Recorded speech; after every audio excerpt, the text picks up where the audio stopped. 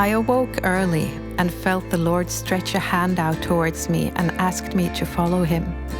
This time, it was like I beheld the earth from both the inside and the outside.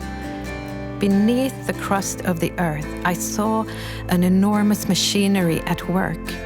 I was amazed at the order that is in the creation and how perfectly the Creator have made all things. At the same time, I beheld the plans and evil of mankind on the surface of the world, which looked like tiny black blisters. The Lord frowned and nearly laughed at them as he showed me the world from the universe, and I sensed his almighty power. Do they think they can ruin my creation? No, they will not succeed in this. Within me, I sensed a tremendous certainty regarding his eternal power and that he has everything under control. I could feel a deep assurance of how almighty he is and that he has everything under control. He will not let anyone destroy his carefully designed creation. He will defend it against evil and anyone who think they can do what they want to threaten or destroy everything. His power is so far beyond this. His will shall be done according to his word. This is not the first time that evil rises against the Creator, but he has the ultimate power and will not tolerate a total destruction of his creation until the time has come for a new heaven and a new earth. As I that evening was about to fall asleep, I saw a vision of a lion. I understood that this was the Lord coming as a mighty lion. He looked like Aslan in the Narnia movies. I saw the battlefield of the last battle in the Narnia movie, where the great collision is between good and evil. The lion, Aslan, Jesus, stood high up on a cliff, very similar to the one in Disney's The Lion King movie, where the Lion King is lifted up by a shaman and presented to the people to be ordained as a king. And I realized that this symbolically referred to people trying to take over the power of the world by sacrificing to other gods. Aslan the lion spoke, and his holy anger burned. They think they will replace me with another king, but this ceremony will have no effect. In the eternal perspective, it means nothing.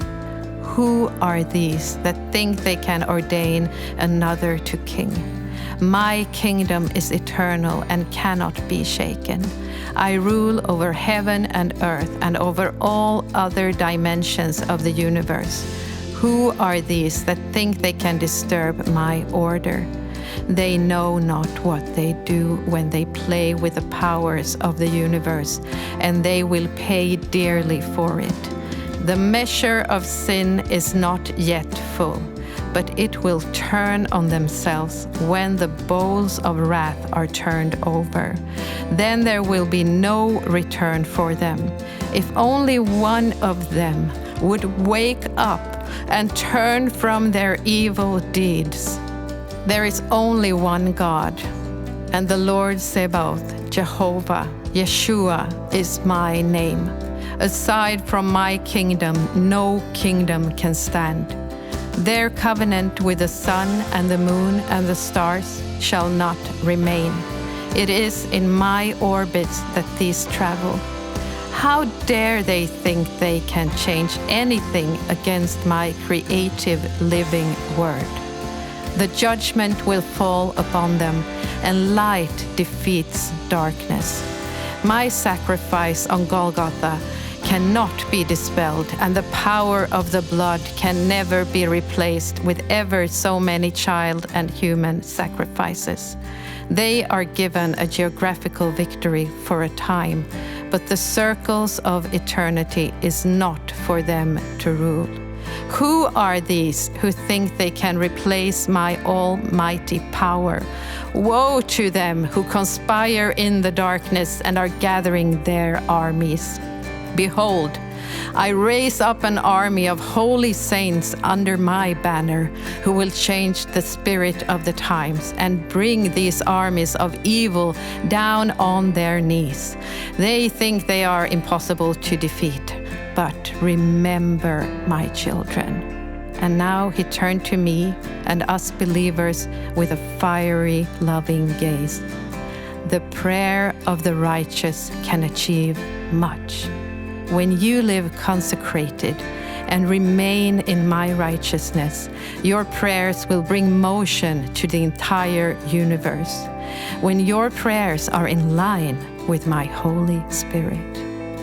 When the words are being put in your mouth, believe them and pray them and speak them.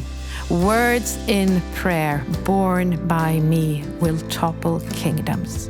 Have faith. Faith moves mountains, geographical and spiritual. Let yourselves not be fooled by their abuse of power and the lies of your limitations. When I move through you, nothing is impossible. He gazed at me seriously now. First, this storm and the final battle must be lived through. After that, the dawn of hope will arise. Make yourselves ready. Stand close to me and each other. You know who you are in the unity of my spirit. Fear not, I am with you. And then he turned, and just like in the Narnia movies, he was gone. I then beheld the camp in the Narnia movies, where the good army with all their creatures lived in soldiers' tents. They had spears and weapons, but the sun was shining on them. They inspected their weapons and sharpened them. They were happy and in good faith. In the Lord's army, there is peace, order, and preparation. A messenger rode towards them and said, "Make yourselves ready. Tomorrow the battle begins." Everyone understood, but remained in good spirits.